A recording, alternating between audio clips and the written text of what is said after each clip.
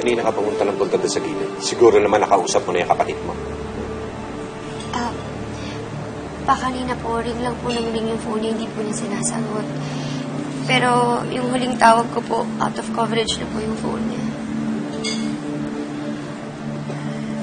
Gago ba yung kapatid mo?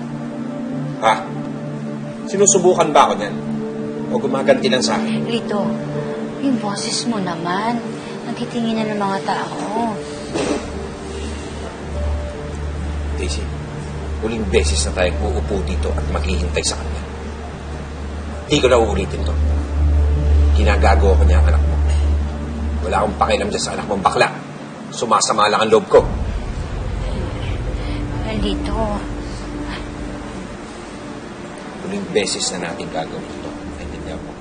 Ngayon, kung ayaw niyo magpakita sa akin, wala akong pakialam. Naintindihan mo?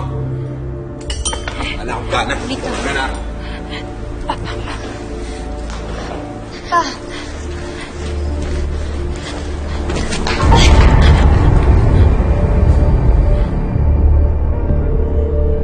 Destiny Rose? Anong ginagawa mo dito?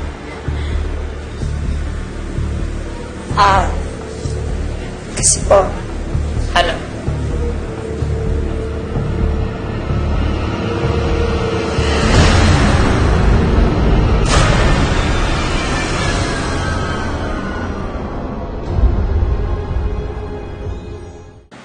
Buti po dumating na po kayo. akala ko kasi, Opo, pinapunta ko po kayo dito. Dito po tayo mag-uusap. Pasensya na po kung dito kayo pinapunta kasi po, hindi ko po maiwan yung family dinner ko. Oo. Hindi mo talaga maiwan dahil wala pa yung hinihintay natin. Di ba? Ngayon, mauna na ako. Sasabay ka ba sa akin? Kung sasabay ka sa akin, sumabay ka na. Kung ikaw ang maghihintay kay Joey, bahala ka. Yung kapatid mong bakla, sabihin mo sa kanya, ayaw ko siya makikita. Ikaw, sasama ka ba sa akin o hindi? Kasi baka mamaya nandiyan na siya pag umalis ako eh. Ako nakakausap sa papa mo. Kausapin mo si Destiny. Sasabay na ako.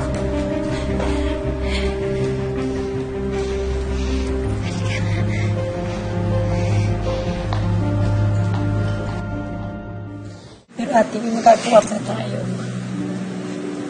Marami pang oras. Pwede ko pa sabihin kay Papa ngayon yung katotohanan na ako sa Joey.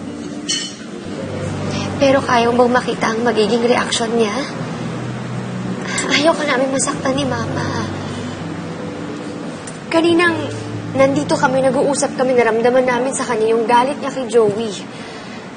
Hindi pa rin nawawala yung galit niya.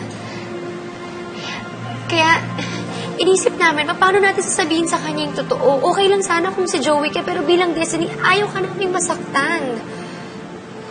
Paano kung hindi ka niya matanggap? Hirap siyang tanggapin si Joey, mas mahirapan siyang tanggapin ikaw bilang Destiny.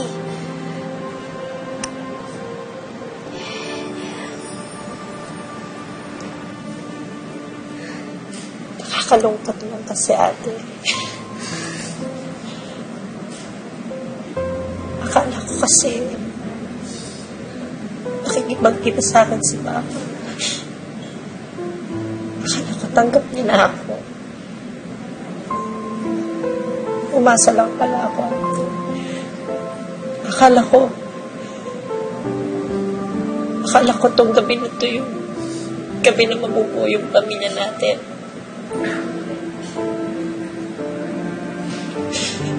Siguro hindi pa to yung tamang panahon. Siguro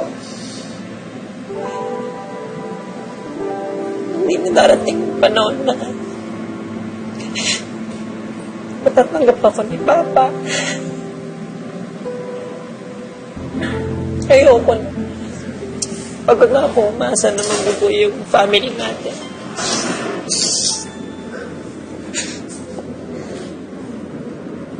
Tana.